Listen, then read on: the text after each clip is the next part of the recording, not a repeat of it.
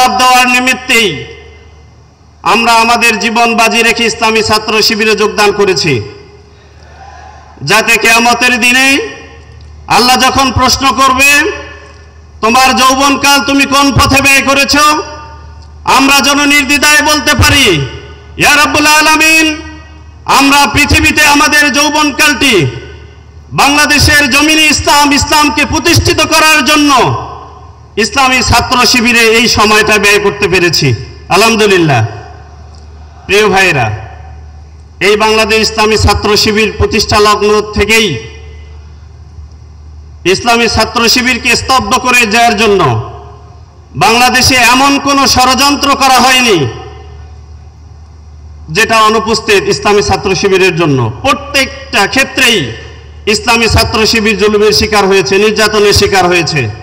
তারা মনে করেছিল এই জুলুম নির্যাতনের মধ্য দিয়ে ইসলামী ছাত্র শিবিরের অগ্রযাত্রাকে রুখবে, ইসলামী ছাত্র শিবিরের অগ্রযাত্রাকে বন্ধ করে দেবে।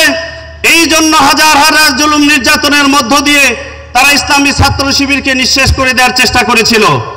কিন্তু আল্লাহর অশেষ মেহেরবানি, যারা নির্যাতন করেছে, যারা নিঃশেষ করে দেওয়ার চেষ্টা করেছিল, আজকে বাংলাদেশের জমিন থেকে তারাই নিশ্চিহ্ন হয়ে গেছে। ঠিক কিনা প্রিয় ভাইরা?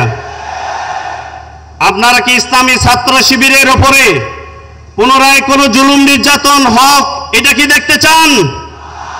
প্রিয় সদস্য ভাইরা, আপনারা কি এটা আবারও দেখতে চান বাংলার জমিনে? আমরা কি আবার ইসলামী ছাত্র শিবিরের উপরে জুলুম নির্যাতন হতে দিব? আমরা আর হতে দিতে চাই না।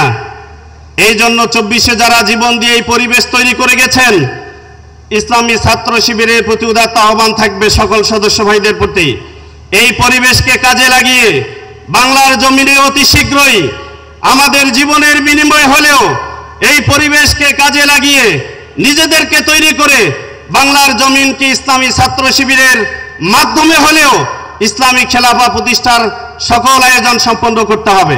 প্রিয় ভাইরা, এজন্য আসুন ইসলামী ছাত্র শিবিরের সকল সদস্য ভাইদেরকে উদাত্ত আহ্বান জানাতে চাই, কোরআন এবং হাদিসের জ্ঞান অর্জনের মাধ্যমে বিজ্ঞানের চ্যালেঞ্জ করে নিজেদেরকে তৈরি করুন।